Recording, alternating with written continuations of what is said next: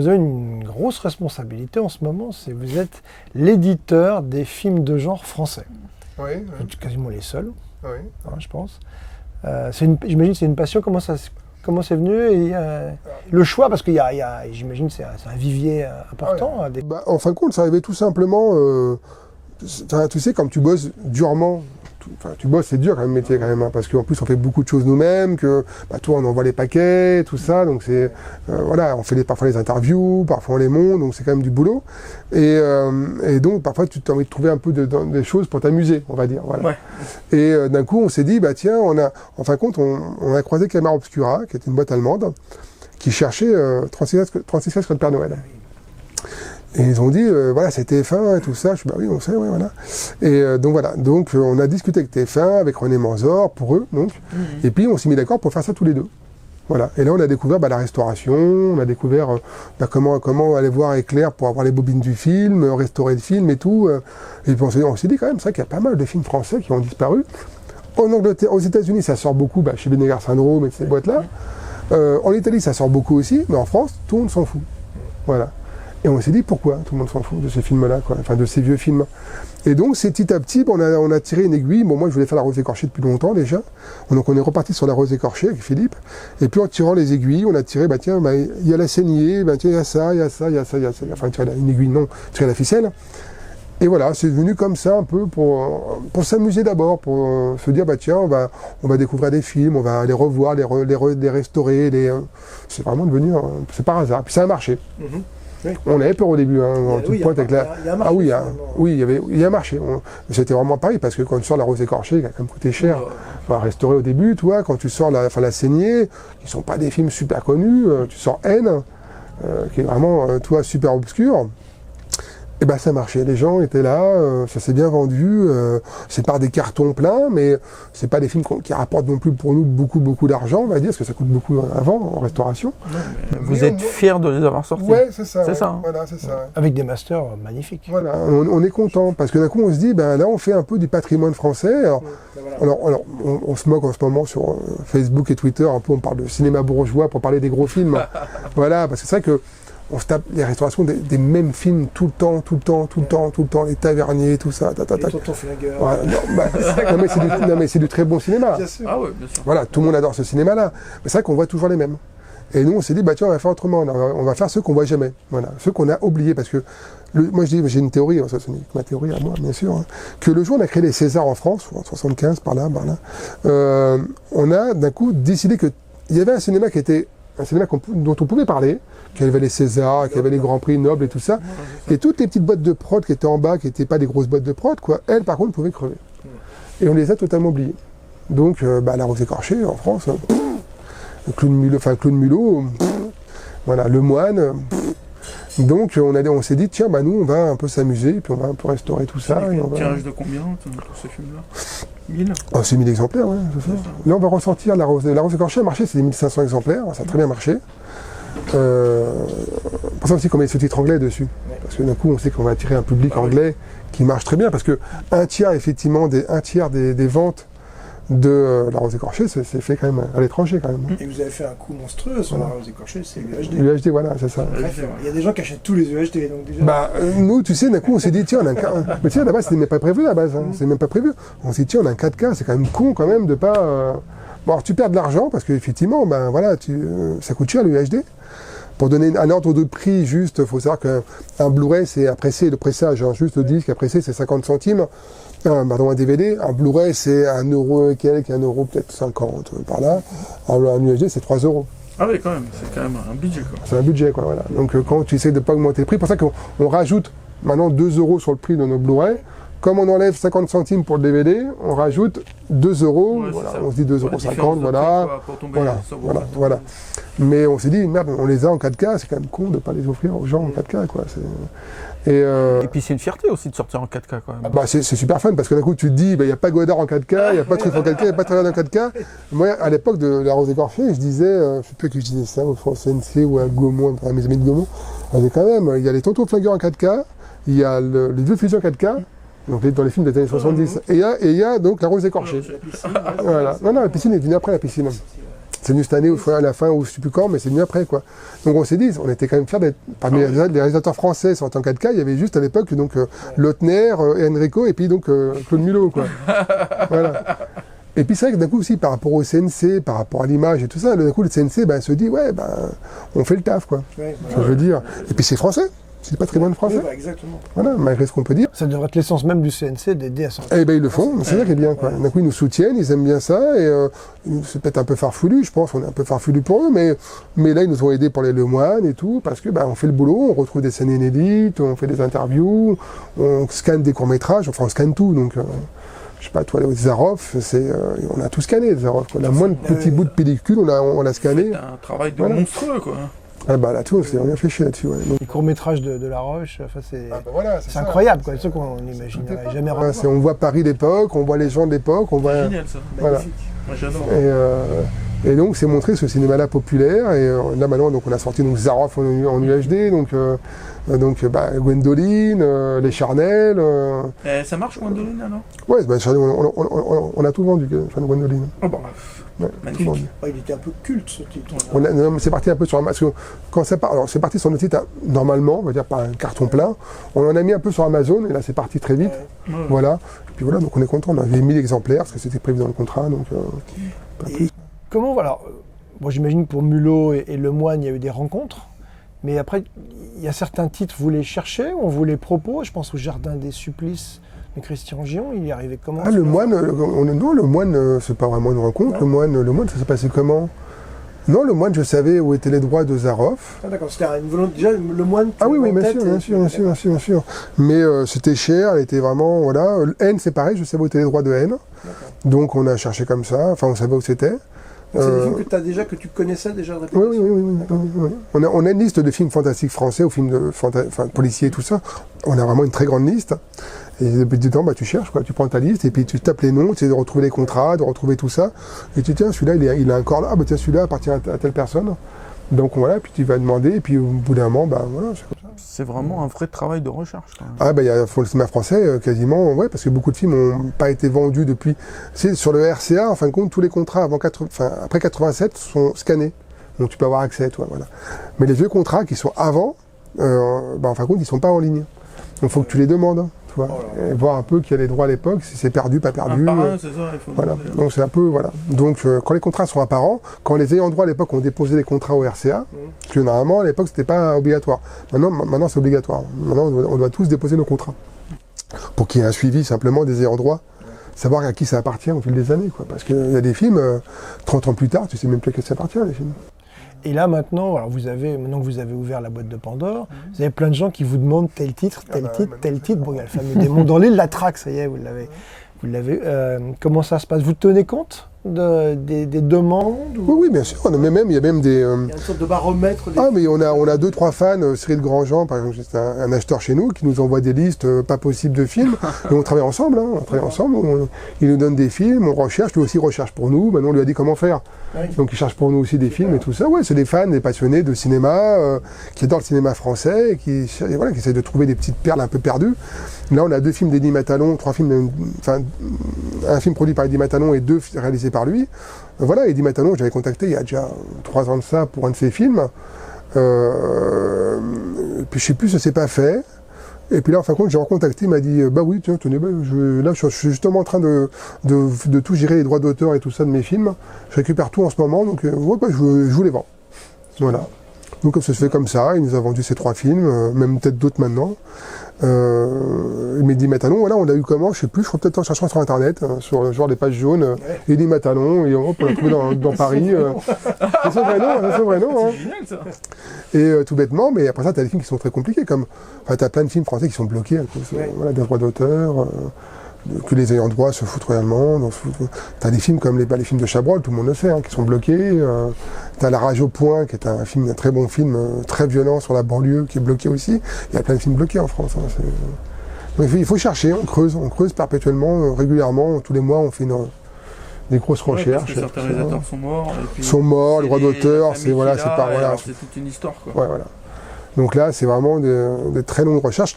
Pour les films de Lemoine, on a donc dealé directement avec la femme de Michel Lemoine. qui a récupéré les droits d'auteur, bien sûr. Et puis les films étaient chez deux, trois boîtes. Les films étaient sur 2-3 boîtes différentes. Et en fin de compte, c'est une dame, Anne-Marie, qui a fait tout le boulot pour nous, qui a géré tout ça, les contrats de tout le monde, et qui a dit ok, maintenant c'est bon, vous pouvez acheter ces films-là. Bah, ok, on a acheté. Voilà. Donc, c'était un beau bordel à l'époque. Hein, et puis c'est une grande satisfaction d'aller chercher les films. Ouais, et puis de récupérer les bobines, quoi.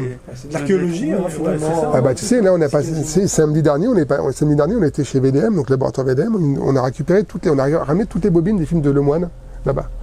Et donc il y a plein de toutes les boîtes mystères qu'on a récupérées, toi. Et là effectivement on a récupéré toute une scène coupée des chiennes. La fameuse scène coupée qui se passe dans le passé des chiennes, on a récupéré des scènes inédites, des petites Sainte-Nitouche, on a récupéré des scènes inédites de quasiment tous ces films. Enfin, sauf Tire pas sur mon collant et les désaxés.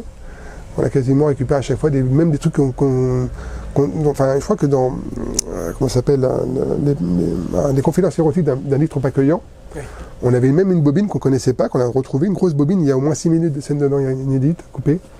Donc coupées, je pense, là, elles sont vraiment coupées de... Voilà, tu cherches, parfois tu trouves des trucs vraiment bizarres. Là, on a un film de Matalon, une scène inédite.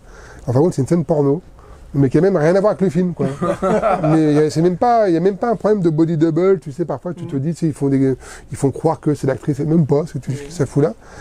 Il y a un autre film d'Eddie Matalon, justement, qui a produit Eddie Matalon, où on a retrouvé donc des scènes inédites pendant 15 minutes. Et là, vraiment, c'est bien fait. On voit qu'il y a une espèce de fille qui ressemble à, qui est filmée en gros plan, mais là, c'est pas pour les scènes porno, c'est pour les scènes érotiques. Et c'était fait pour la version américaine, la version pour le cinéma des cinémas anglo-saxons. Et même le réal nous a dit, mais ces scènes-là, je les ai jamais vues. Ouais, lui, il refuse de voir ça, parce qu'il dit, c'est pas mon film. Ah oui, c'est pas lui qui l'a fait. Voilà. Mais ils ont réussi à bien foutre ça, c'est pas mal du tout. Hein. C'est pas mal du tout, c'est bien foutu. Et Le Moine, on en aura d'autres? Quand on sortir d'autres, alors? Bah, tous les Le Moine, on sort. Ah, tout va sortir. Ouais, tout va sortir, les 6, ouais. Les 6 vont sortir, ouais. Tous resteront en 4K, tous, voilà. Après ça, il y aura peut-être une box Le Moine avec un film en plus, donc Tire pas sur mon collant, qui quand même sont plus faibles, on va dire, c'est une comédie, un peu de Max Pécaille, voilà. Celui-là sera peut-être offert dans une box. D'accord. Voilà, il y a peut-être une box avec celui-là qui sera vraiment que dans la box, en cadeau. Des choses comme ça, voilà. Mais, voilà. Oui, parce que c'est... Oui, parce que c'est quand même un mec, voilà, enfin, on a un peu tout dit sur Facebook, hein, quand même, qui a tourné, enfin, qui est au théâtre pendant des années, avec Guitry, qui a fait une vie incroyable et tout, et c'est quand même dommage, tu te dis que ce gars-là, maintenant tout le monde l'a oublié, il y a des très beaux bouquins, il est là, justement, là, de... Le bouquin à la Tour Verte. De la Tour Verte, voilà, j'ai montré ça quand même à l'écran, quand même, voilà, qui est magnifique, hein, enfin, c'est incroyable, ils sont allés chercher tout ce qu'ils sont allés chercher. Tu te dis, c'est fou quand même que cet homme-là, tout le monde s'en fout, quoi. Oublié, alors que le gars, il a rapporté, en plus, il a rapporté, les films marchaient, quoi, à l'époque, quoi. Et on les a oubliés. Ces films-là cartonnaient souvent, donc, enfin, cartonnaient. On voit chez Jean-François Davy qui me disait que ces films-là, les films de Jean-François Davy faisaient toujours 1 million d'entrées à l'époque, quoi. Ouais, quand même. C'est pas non plus négligeable, quoi. Donc ça a rapporté du pognon, quoi, ces films. Et ben non, enfin, tu vois, on les a un peu... toi, Davy, pour moi, les Césars devraient limite lui remettre un César d'honneur, quoi, parce que tout ce qu'il a fait comme film... Il y a ça aussi, hein, il a touché au porno, donc... Oui, mais maintenant, tout le monde a touché à l'époque au porno, hein, donc... on m'a même dit que Lautner, il a fait un porno en douce, donc je sais pas, donc ouais, je pense que...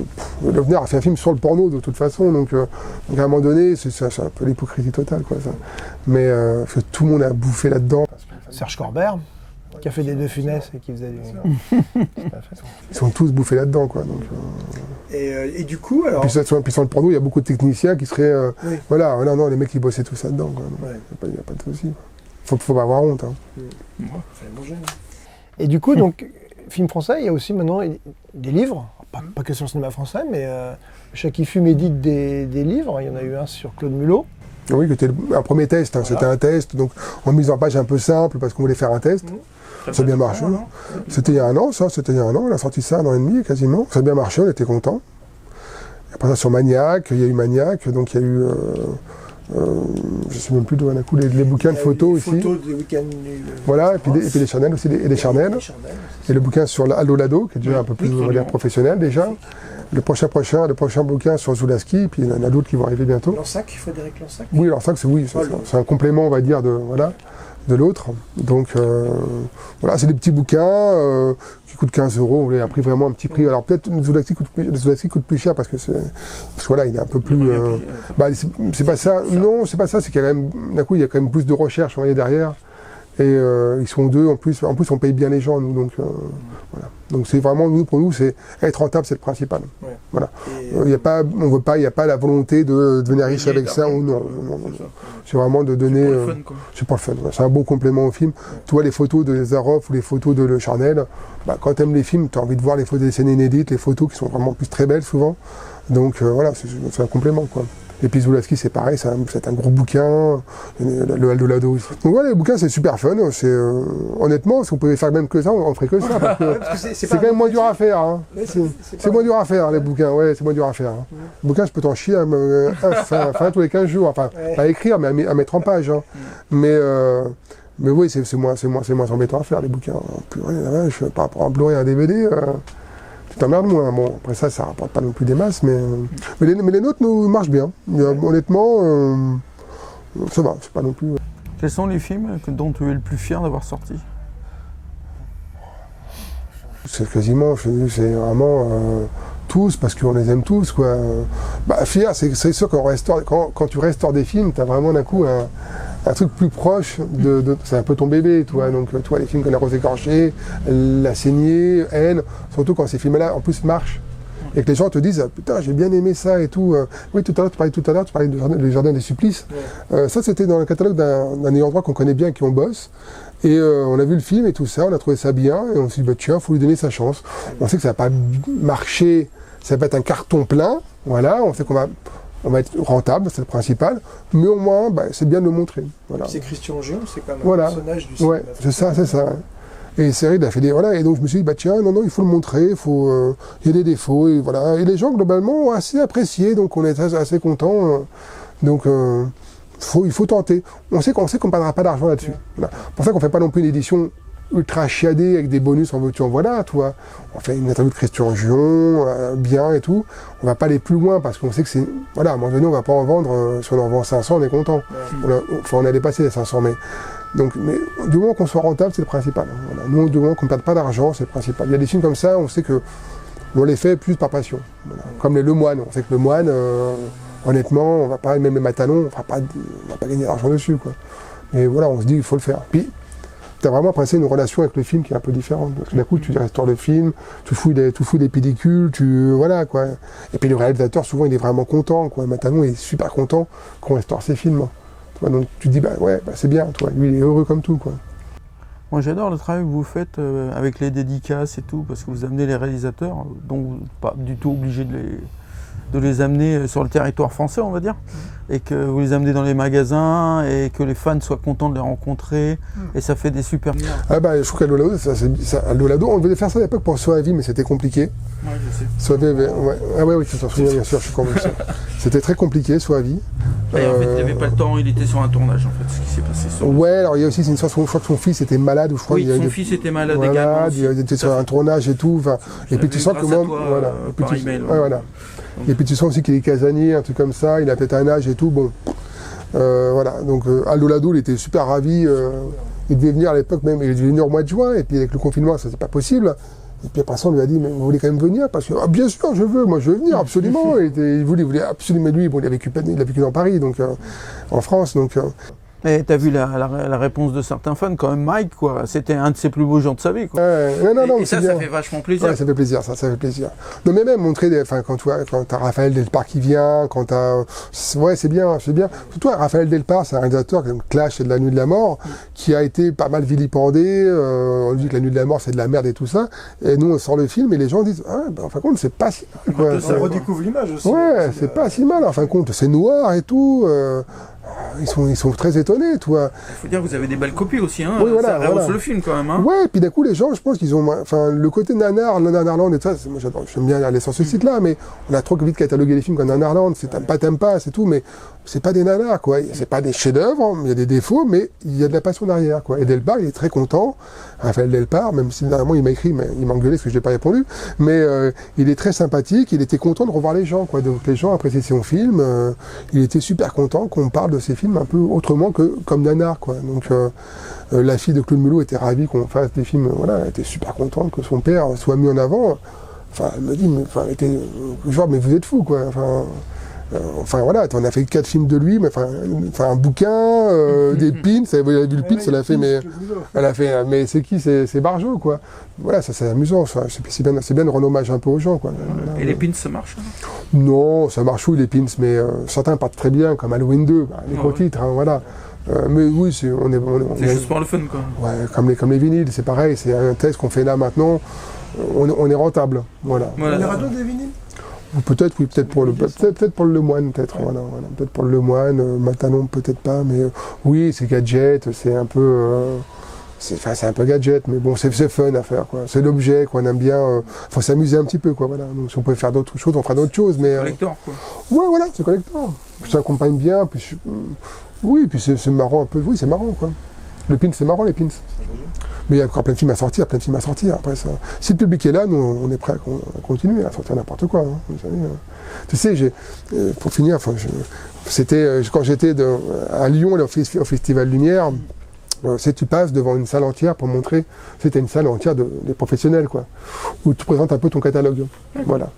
Et tu as 15 minutes pour présenter un peu ton truc que tu vas faire et tout ça l'année prochaine et tout. Voilà, bon, c'est très fun. On l'a fait il y a 1 an, on avait fait une vidéo un peu brutale. On avait fait Maniac et tout ça, donc les gens étaient... Donc ça a changé un petit peu un peu de cul et tout. Donc c'est vrai que dans la salle, on m'a dit qu'il y a certaines personnes un peu plus âgées qui étaient un peu... Mais c'est quoi ce film-là? Un peu traumatisées.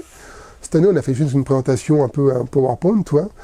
Mais à la fin, quand on sont arrivés un peu les Lemoine et les Matalon, on a dit, ouais, mais si dans la salle, il y a des cataloguistes, vous avez sûrement des films un peu honteux que vous cachez un peu sous la poubelle, quoi. Nous, on les veut bien. Voilà, venez nous voir. Nous, on les veut bien. On va voir ça et tout ça, voilà. Voilà, parce que nous, c'est vraiment c'est ce cinéma-là qui nous plaît, quoi.